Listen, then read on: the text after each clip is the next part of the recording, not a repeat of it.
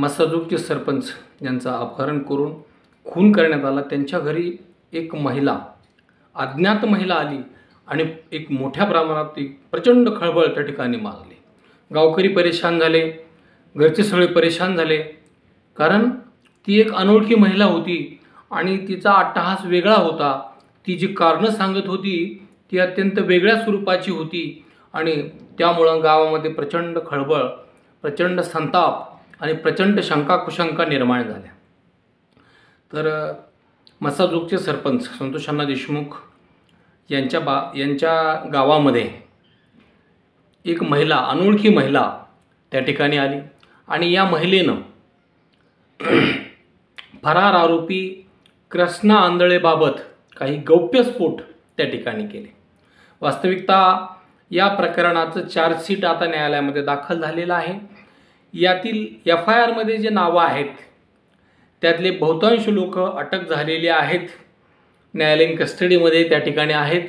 मात्र यातला एकमेव आरोपी कृष्णा आंधळे अद्याप सापडलेला नाही।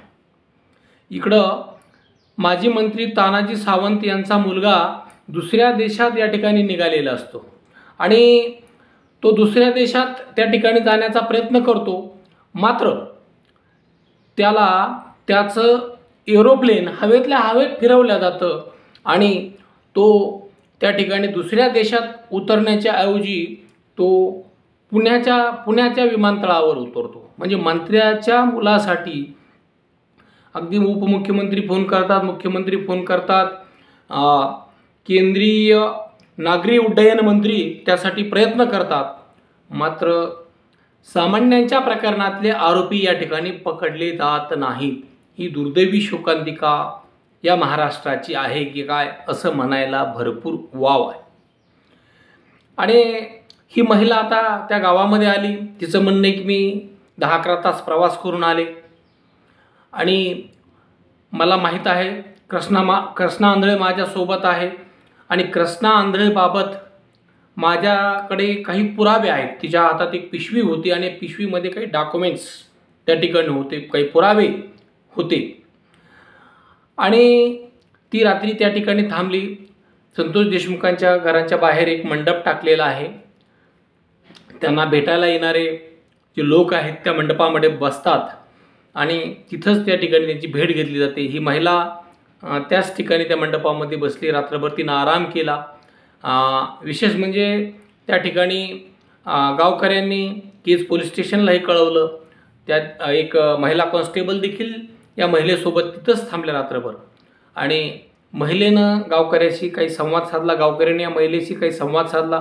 पोलिसांनी त्या महिलेला काही प्रश्न विचारले, पोलिसांनी तिची ओळख विचारण्याचा प्रयत्न केला असता तिनं आपली ओळख सांगितली नाही। तिनं फक्त सांगितलं मी रत्नागिरीवरून आले। मग ती तिथं का आली, कशासाठी आली, म्हणजे तिनं सांगितलं की मी TV वर पाहते हे देशमुख कुटुंबियावर अन्याय झालेला आहे, अंजली दमनिया यांना मी ओळखते, असंही त्या व्हिडिओमध्ये ती बोलते आणि कृष्णा आंधळेबाबत काही महत्त्वाचे पुरावे माझ्याकडे आहेत असं ती सांगते।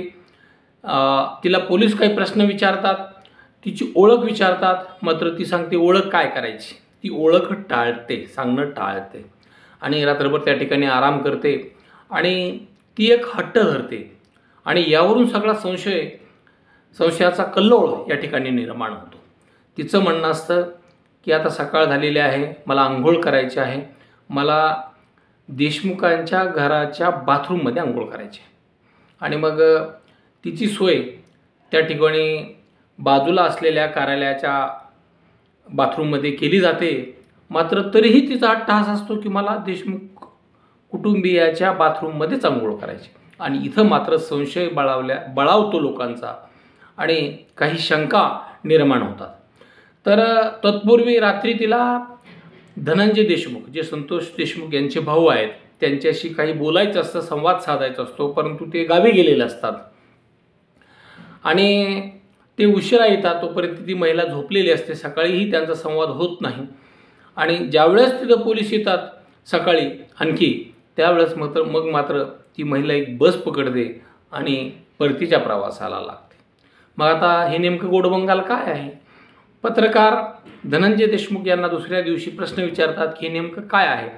तर धनंजय देशमुख सांगतात की आम्ही म्हणजे गावकऱ्यांनी केज पोलिसांना संपर्क केला होता, तेही इथं आले होते. त्यांनी महिलेला काही विचारण्याचा प्रयत्न केला, परंतु तिने बऱ्याच प्रश्नाची उत्तरं टाळलेली आहे. आणि रत्नागिरी पोलिसांना त्या ठिकाणी चौकशी केली असता या महिलेनं म्हणजे काही तक्रारी त्या ठिकाणी दिल्याचं पोलिसांनी सांगितलं. आता आणखी यातलं सत्य बाहेर येईल.